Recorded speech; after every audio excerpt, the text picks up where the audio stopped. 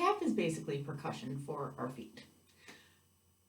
So you need to have a pretty good understanding of how music works. Our bodies are able to bring the song to life when we tap. And I mean, that applies to other forms of dance too, but we're adding to the music.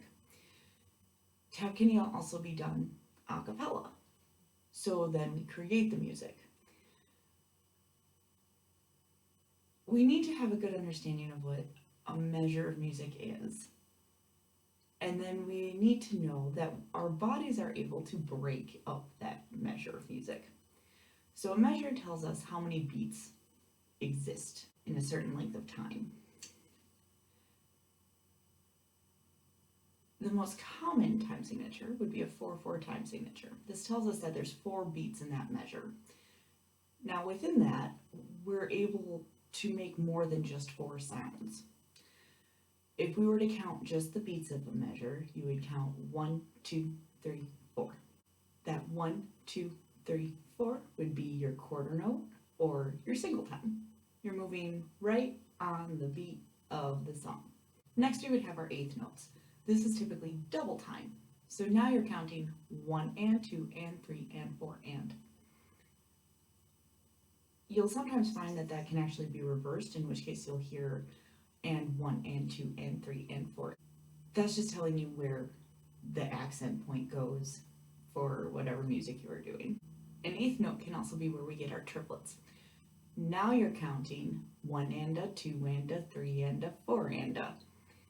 So you're adding in an extra beat in there. Next we have our 16th.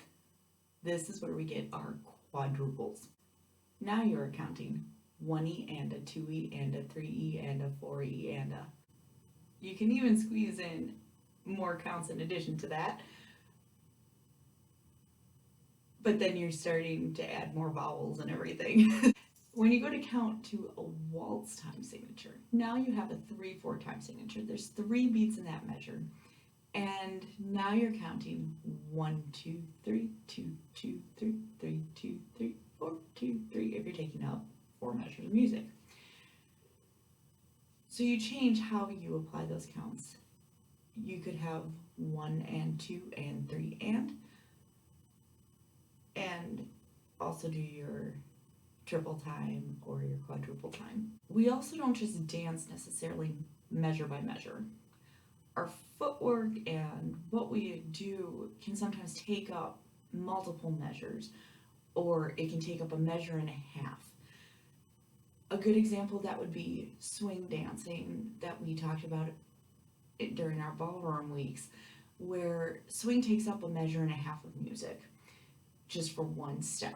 Certain tap steps do that same thing. So you want to take that into consideration, and that can be a little challenging for those especially who have more of a music background where you're following measure by measure, especially those who play an instrument. Dance does not always do that. We tend to layer and break stuff up, and there's a lot of math involved with how you divide some of the measures and some of that stuff.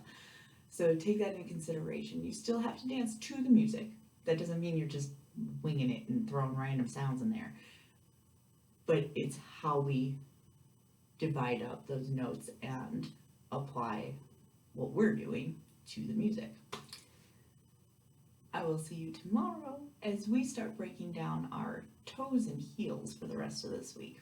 I will see you then.